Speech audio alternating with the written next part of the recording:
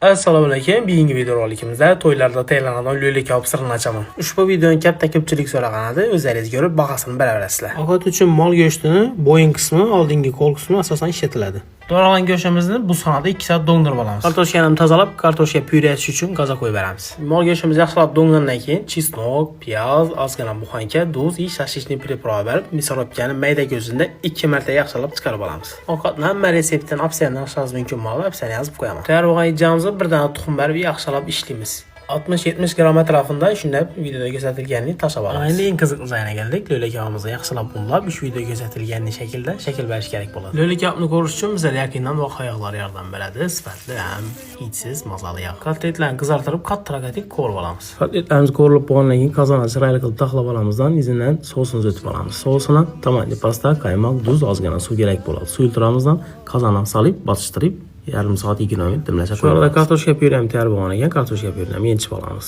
Kartoshka pyuremizda ozgina sariyog' bilan qaymoq kerak bo'ladi. Agar kimning uyida yenchadon bo'lmasa, isrofga chiqarsa ham bo'ladi. Shu bilan ovqatimiz ham tayyor bo'ldi. Videoga like bosing.